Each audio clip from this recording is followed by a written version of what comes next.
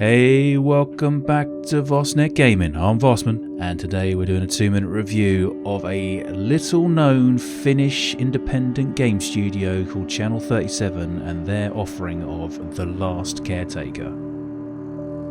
The Last Caretaker is one of those early access gems that sort of sneaks up on you. It's a quiet, atmospheric survival sim about maintaining crumbling sort of infrastructure on the Earth's ocean because it's completely flooded now. And while it's still rough around the edges, there's something strangely compelling about keeping humanity alive, like one fuse box and one petrol canister at a time. Well, let's get the obvious out of the way. Yes, it is in early release, and yes, it has had its fair share of bugs. Graphic glitches when firing the pistol, the boat getting stuck in the worst possible times. We've all been there. The good news is the devs actually have been quite quick to patch and tweak it and generally show that they're paying attention really. The game already feels noticeably smoother than it did at launch, that's to be sure.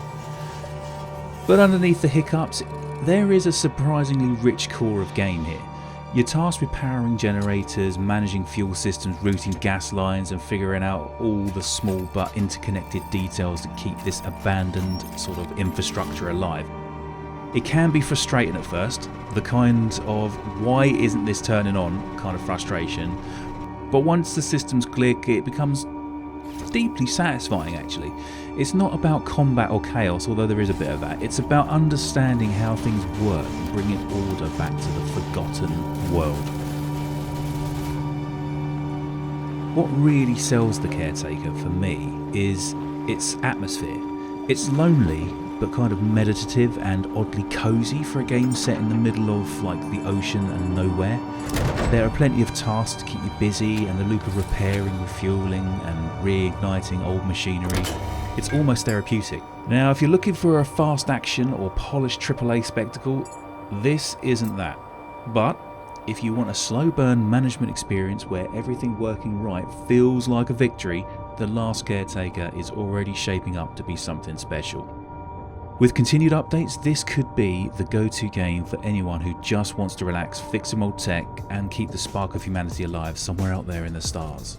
Now, The Last Caretaker's kept me coming back for more time and time again. It's a little frustrating when you first start playing it, but once you get the hang of it, it's actually very fulfilling, so I would highly recommend giving this a go.